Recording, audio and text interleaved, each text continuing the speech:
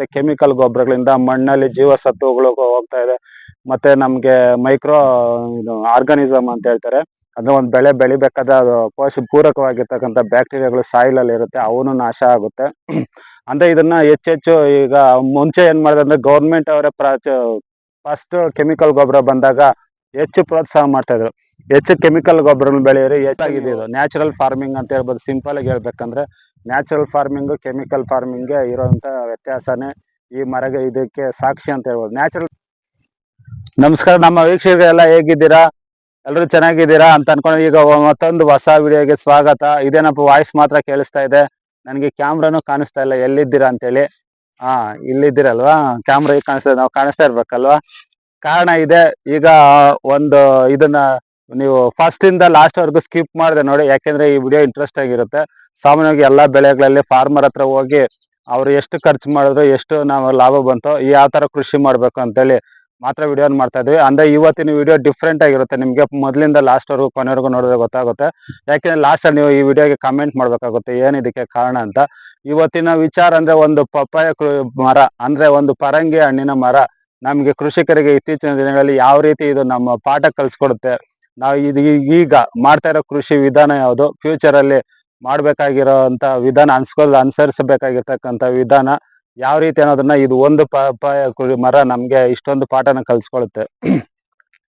ಇದರಿಂದ ಈಗ ಈ ಸ್ಟೋರಿ ಹೇಳ್ತಾ ಇರ್ಬೇಕಾದ್ರೆ ಒಂದು ಜ್ಞಾಪಕ ಬರುತ್ತೆ. ಈ ದೊಡ್ಡವರು ಹೇಳ್ತಾ ಇದ್ರು, ಬೀದಿ ಮಕ್ಕಳು ಬೆಳೆದೋದ್ರು ಕೋಣೆ ಮಕ್ಕಳು ಕೊಳ್ತೋದ್ರು ಅಂತ. ಕಾರಣ ನಿಮ್ಗೆ ಗೊತ್ತಿರುತ್ತೆ, ಬೀದಿಲಿ ಇರೋ ಭಿಕ್ಷುಕರು ಮಕ್ಕಳಾಗಿರ್ಬೋದು, ಈ ಪೇಪರ್ ಆಯ್ತಾ ಅವ್ರ ಮಕ್ಕಳು ನೋಡಿ ಯಾವುದೇ ವ್ಯಾಕ್ಸಿನ್ ಇರೋದಿಲ್ಲ, ಪ್ರೋಟೀನು ವಿಟಮಿನ್ ಪೋಷಕಾಂಶಗಳು ಅಂತ ಹೇಳ್ತಾರೆ.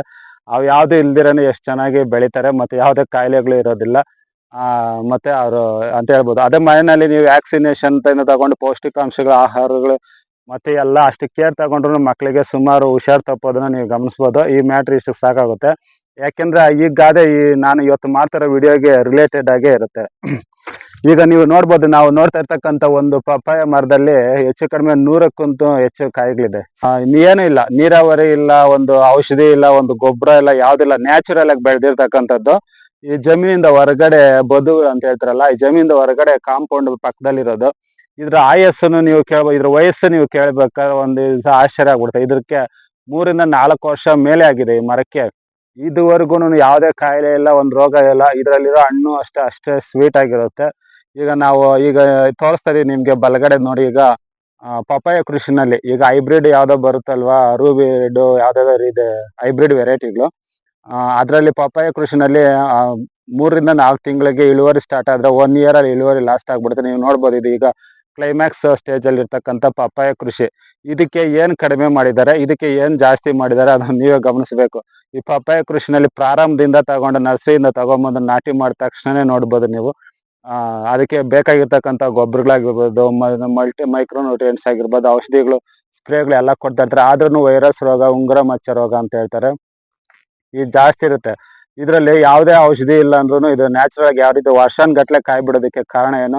ಕಾರಣ ಇದೆ. ನಮ್ಮ ವೀಕ್ಷಕರು ಸಿಂಪಲ್ ಆಗಿದೆ, ಇದು ನ್ಯಾಚುರಲ್ ಫಾರ್ಮಿಂಗ್ ಅಂತ ಹೇಳ್ಬೋದು. ಸಿಂಪಲ್ ಆಗಿ ಹೇಳ್ಬೇಕಂದ್ರೆ ನ್ಯಾಚುರಲ್ ಫಾರ್ಮಿಂಗ್ ಕೆಮಿಕಲ್ ಫಾರ್ಮಿಂಗ್ ಇರೋಂಥ ವ್ಯತ್ಯಾಸನೇ ಈ ಮರಗೆ ಇದಕ್ಕೆ ಸಾಕ್ಷಿ ಅಂತ ಹೇಳ್ಬೋದು. ನ್ಯಾಚುರಲ್ ಫಾರ್ಮಿಂಗ್ ಅಂದ್ರೆ ಏನಂದ್ರೆ, ಸಿಂಪಲ್ ಆಗಿ ಹೇಳ್ಬೇಕಂದ್ರೆ ನ್ಯಾಚುರಲ್ ಆಗಿ ಸಿಗ್ತಕ್ಕಂಥದ್ದು, ಉಚಿತವಾಗಿ ನಾವು ಸುತ್ತಮುತ್ತ ಇರ್ತಕ್ಕಂಥ ವಸ್ತುಗಳನ್ನ ಬಳಸಿಕೊಂಡು ನ್ಯಾಚುರಲ್ ಫಾರ್ಮಿಂಗ್ ಮಾಡೋದನ್ನ ನ್ಯಾಚುರಲ್ ಫಾರ್ಮಿಂಗ್ ಅಂತ ಹೇಳ್ತಾರೆ. ಅದ್ರ ಬಗ್ಗೆ ಇತ್ತೀಚೆಗೆ ನಾವು ತುಂಬಾ ಹೆಚ್ಚು ವಿಡಿಯೋಗಳನ್ನ ಸಹ ಅಪ್ಲೋಡ್ ಮಾಡಿದೀವಿ.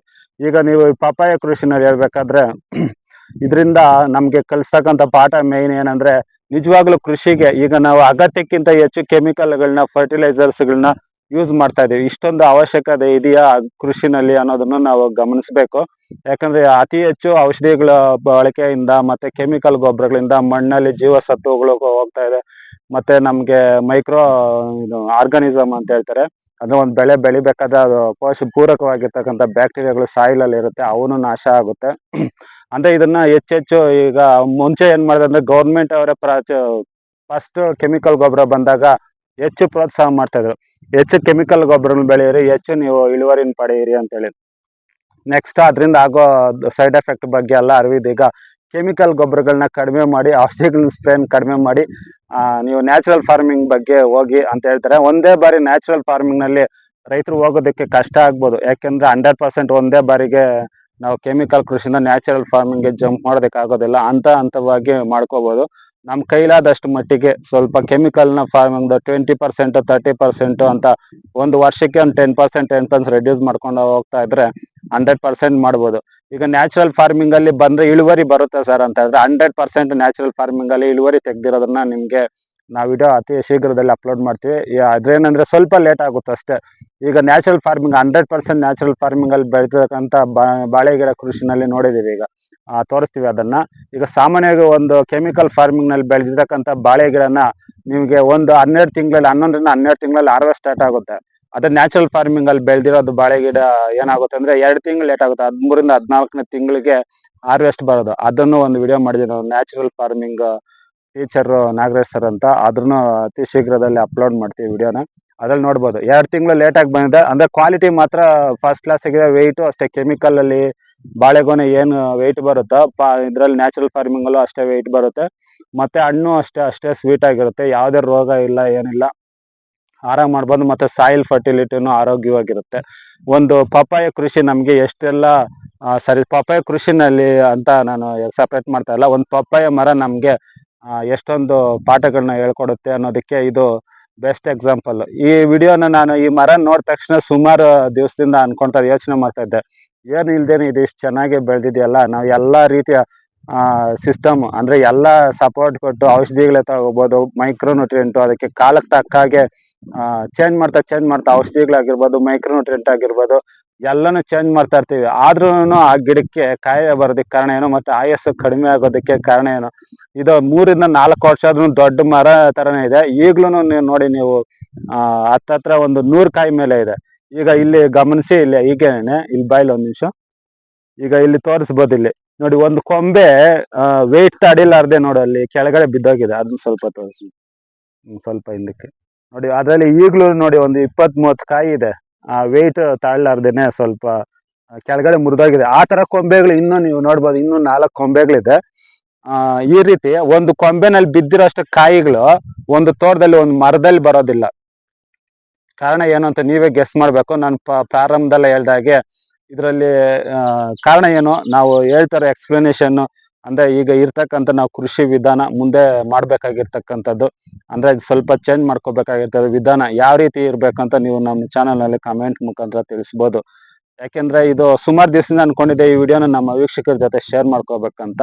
ಆದ್ರೆ ಕಾರಣಾಂತರಗಳಿಂದ ಆಗಿರ್ಲಿಲ್ಲ. ಆದ್ರೆ ಇವತ್ತು ಏನಾದ್ರೂ ಮಾಡಿ ಇದನ್ನ ನಮ್ಮ ವೀಕ್ಷಕರಿಗೆ, ಇದು ಸಣ್ಣ ವಿಚಾರ, ಸಣ್ಣದೇ ಇರ್ಬೋದು, ಆದ್ರೆ ಇದು ಹಿಂದೆ ಇರ್ತಕ್ಕಂಥ ಉದ್ದೇಶನ ನಾನು ಎಕ್ಸ್ಪ್ಲೇನ್ ಮಾಡೋ ಉದ್ದೇಶನ ನೀವು ಅರ್ಥ ಮಾಡ್ಕೊಂಡ್ರೆ ಅದಕ್ಕಿಂತ ಖುಷಿ ನನಗೆ ಬೇರೊಂದಿಲ್ಲ ಅಂತ ಅನ್ಕೊಂತೀನಿ. ಇದೇ ರೀತಿ ಕೃಷಿ ಸಂಬಂಧಿತ ವಿಡಿಯೋಗಳನ್ನ ಮಾಡ್ತಾ ಇರೋಣ ಮುಂದೆ. ನಿಮ್ಮ ಭೇಟಿ ಮುಂದಿನ ವಿಡಿಯೋದಲ್ಲಿ. ಅಲ್ಲಿವರೆಗೂ ನಮಸ್ಕಾರ.